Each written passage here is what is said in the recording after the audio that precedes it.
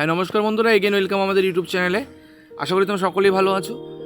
এখন যে বিষয়টা নিয়ে টপিক নিয়ে আলোচনা করব, দেখতে পাচ্ছ একটা ফর্ম, তার একটা ফিল আপ করা আছে। একটা ক্যান্ডিডেট আমাকে দিয়েছে, ঠিক আছে, যেই সিস্টেম মানে করেছে ক্যান্ডিডেট, তার মানে এই ফর্মটা পুরো করেছে, সেটাই তোমাদের একটা রেফারেন্স হিসেবে আমি তোমাদের সামনে তুলে ধরছি, ঠিক আছে।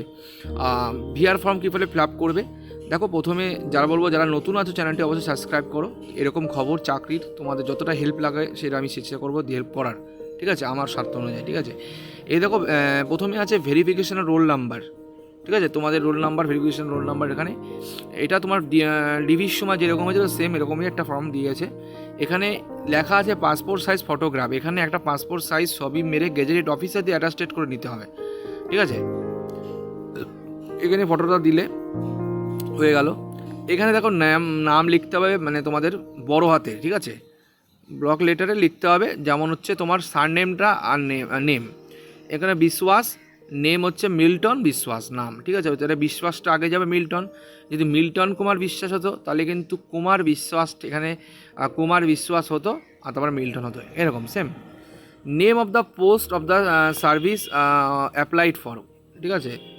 Fire operator under West Bengal fire and emergency service, তোমার ডিপার্টমেন্টাল লিখবে। ব্র্যাকেটের মধ্যে এলডিসিও লিখে দিতে পারো, এলডিও দিতে হলে এলডি, মানে অ্যাসিস্ট্যান্ট হলে অ্যাসিস্ট্যান্ট বা ক্লার্ক হলে ক্লার্ক, ঠিক আছে। প্রেজেন্ট অ্যাড্রেস ফুল দিতে হবে, বিশেষ করে village, post, police station, pin number, এটা যেন মাস্ট থাকে, এবং ডিস্ট্রিক্ট, এটাই কিন্তু আছে, দেখে নাও, ঠিক আছে। ভিলেজ নাম্বারটা দিয়ে দিয়েছে, পোস্ট নাম্বার দিয়ে দিয়েছে, পুলিশ স্টেশন দিয়েছে, ডিস্ট্রিক্ট দিয়েছে, পিএস মানে পুলিশ স্টেশন, ঠিক আছে, ডিস্ট্রিক্টটা দিয়েছে, পিন নাম্বারটাও দেওয়া আছে। আর সেম অ্যাড্রেসটাই তোমরা এখানে পুট করতে হবে পরেরটায়, কিন্তু ডু লিখলে হবে না, ঠিক আছে, ফুল লিখতে হবে, ভিলেজ হরিদাসপুর পোস্ট, ঠিক আছে বন্ধুরা, তোমাদের বোঝাতে পারলাম। এখানে কিন্তু সেম অ্যাড্রেস দিতে হবে। আর এখানে দেখো, কেউ যদি পাকিস্তান, বাংলাদেশ, নেপাল এনি আদার কান্ট্রিতে থাকো, তাদের অ্যাড্রেস, ডোমিনিয়ন, মাইগ্রেশন এগুলো আশা করি তোমাদের কাউন্ট লিখতে হবে না, ঠিক আছে। তাহলে এটা অনেক সমস্যা যাদের আছে তাদের কিন্তু সমস্যা দিতে পারে। কেউ ভুল তথ্য দেবে না এখানে, পরিষ্কার, ঠিক আছে। ভুল তথ্য দিলে কিন্তু তোমাদের চাকরিও চলে যেতে পারে ইনকোয়ারি হলে, সাবধান, ঠিক আছে। অনেকের কোনো কারণে যদি কোথাও 1 বছরের বেশি বিগত 5 বছরে তার বিবরণ এখানে দিতে হবে, ঠিক আছে। 5 বছরে থাকে, এটা দরকার নেই। আর সবগুলো কিন্তু বড় হাতের হরফে লিখতে হবে, ঠিক আছে। বাবার নাম, এবার দেখো ফাদার নাম, বাবার নাম যেটা লিখতে হবে বড় হাতের লিখতে হবে, ঠিক আছে। Present postal address if dead if is last address, যদি বাবা মারা যায়, ঠিক আছে, এখানকার বাবার ঠিকানা দিতে হবে, ঠিক আছে। যদি বাবা মৃত হয় তাহলে লাস্ট যে ঠিকানা ছিল সেটা লিখতে হবে, পরিষ্কার সুন্দরভাবে লেখা আছে, ঠিক আছে।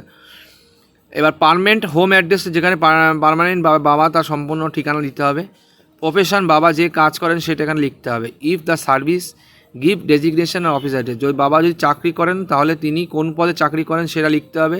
যে অফিসে কাজ করেন তার অ্যাড্রেস দিতে হবে। এবার হচ্ছে যদি তোমার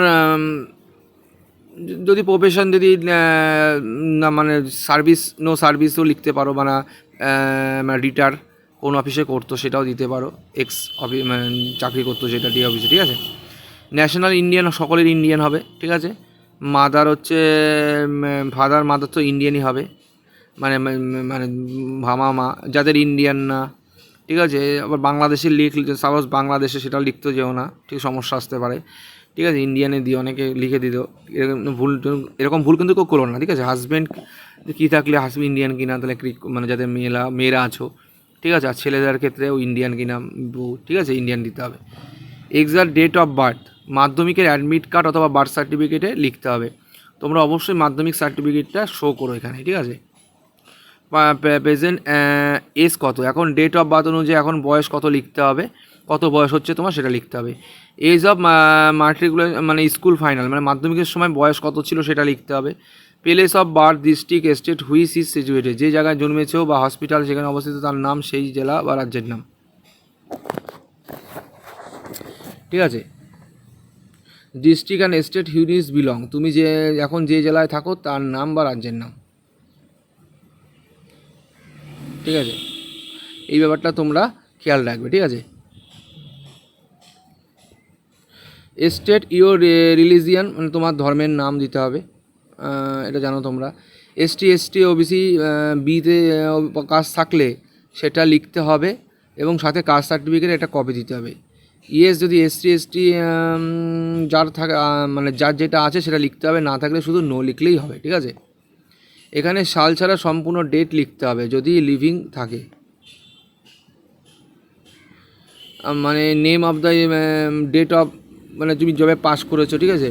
হাই স্কুলের নাম, যে বছর স্কুলে ভর্তি হয়েছিলে, যে বছর স্কুল পাস করেছে মাধ্যমিক, মানে যে স্কুল থেকে পাস করেছো, যেমন স্কুলের নাম, হাই স্কুলের নাম দিতে হবে, যে স্কুলে তুমি ভর্তি হয়েছিলে তার সালটা দিতে হবে, যে এবং কবে পাস করে বেরিয়েছো সেটা লিখতে হবে মাধ্যমিকে, ঠিক আছে।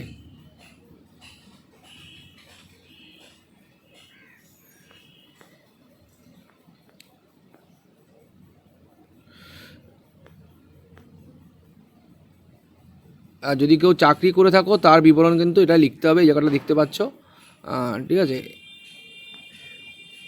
এবার দেখো যদি 13 নম্বর, যদি কারোর মাসে কোনো কেস থাকে তার বিবরণ দিতে হবে। যদি কেউ কেস খেয়ে থাকো, আশা করি তোমাদের কারোর কেস থাকবে না, তোমার প্রতিবেশী যে কোনো, আচ্ছা যদি কারোর নামে কোনো কেস থাকে তাহলে এখানে বিবরণ দিতে হবে, যদি না থাকে এনে লিখতে হবে। তোমার প্রতিবেশী যে কোনো দুজন পরিচিতের নাম লিখতে হবে 1 2 করে, ঠিক আছে, যেমন লিখতে হবে এখানে, ঠিক আছে। ডেট, তারিখ, তোমার গ্রামের শহর, এখানে তোমার সিগনেচার দিতে হবে। এখানে তোমার তারিখ দিয়ে দিলে তোমার গ্রাম ও শহরের নাম থাকলো। আর এখানে তোমার মানে যেটা দেখতে পাচ্ছ এখানে তোমার সিগনেচার দিতে হবে, সিগনেচারের জায়গায়, ঠিক আছে। আর এটা ডিক্লারেশন, এটা কিন্তু অফিসার করবে, কোনো গেজেট অফিসার দিয়ে অ্যাটাস্টেড করে নিতে হবে এটা, ঠিক আছে। বন্ধুরা এটাই ছিল গুরুত্বপূর্ণ একটা তোমাকে ফরম্যাটটা দেখালাম কীভাবে করতে হবে।